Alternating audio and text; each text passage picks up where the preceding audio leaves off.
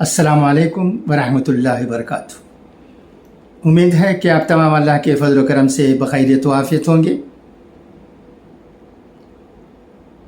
خیر الصباح۔ آئیے ہر دن ایک آیت قرآن مبین کتاب کا 33واں سبق سماعت فرمائیں۔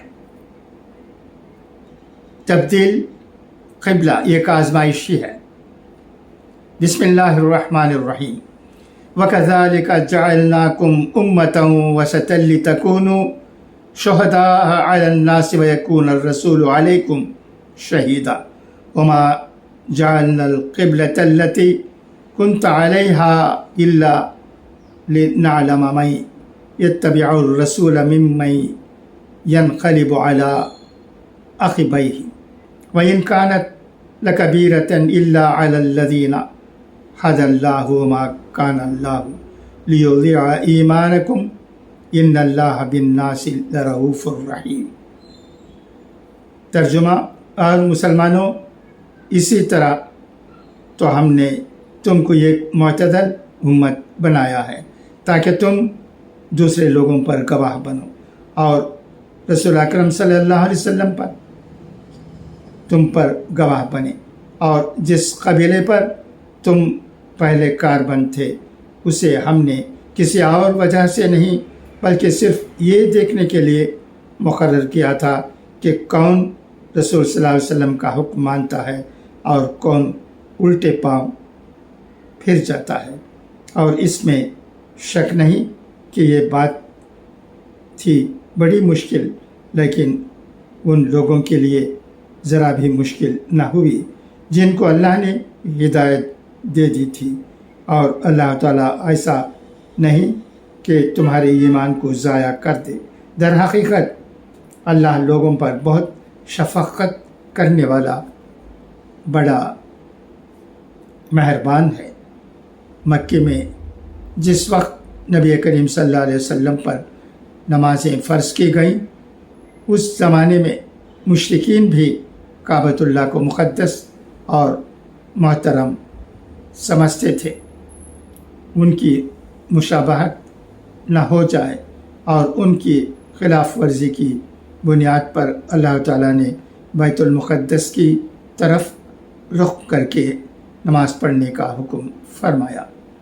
نبی کریم صلی اللہ علیہ وسلم کو حکم ہوا کہ آپ حجر اسود اور رکن یمانی کے درمیان کھڑے ہو کر نماز پڑھیں۔ اس طرح بیت المقدس اور کعبۃ اللہ دونوں کا رخ مل جاتا تھا۔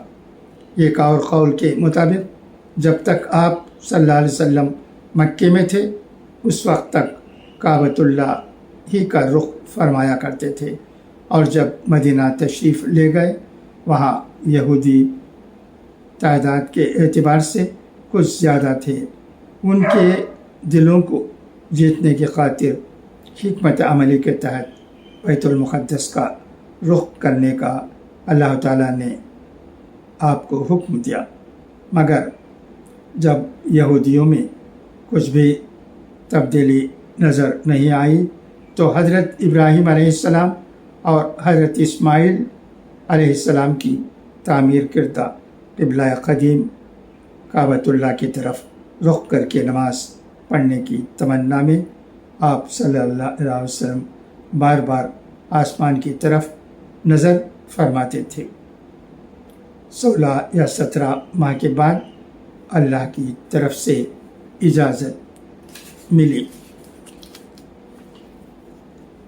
رخ قبلہ کی اجازت ملنے کے بعد آپ صلی اللہ علیہ وسلم عصر کی نماز کعبہ کی طرف رخ کر کے ادا فرمائی۔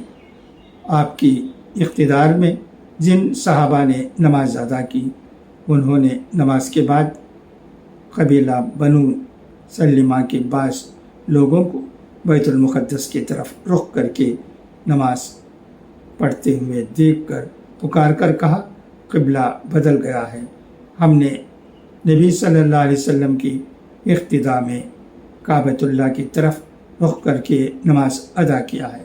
یہ سن کر وہ لوگ یوں ہی نمازی کی حالت میں بیت المقدس سے مڑ کر کعبۃ اللہ کی طرف رخ کر کے بقیہ نماز ادا کی۔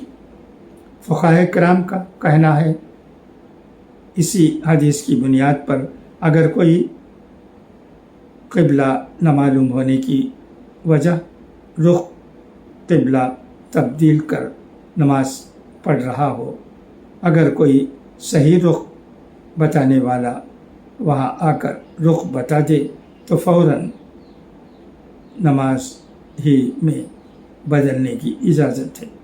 لوگوں کے ذہنوں میں یکسوئی اور متوجہ کرانا ہی قبلے کا مقصد ہے۔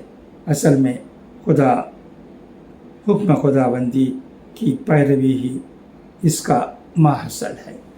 دعا ہے کہ اللہ ہمیں اچھی باتوں کو سننے اور ان پر عمل کرنے کی توفیق عطا کرے۔ اچھا، تو اب اجازت ہے، انشاءاللہ پھر ملاقات ہوگی۔ خدا حافظ، فی امان اللہ۔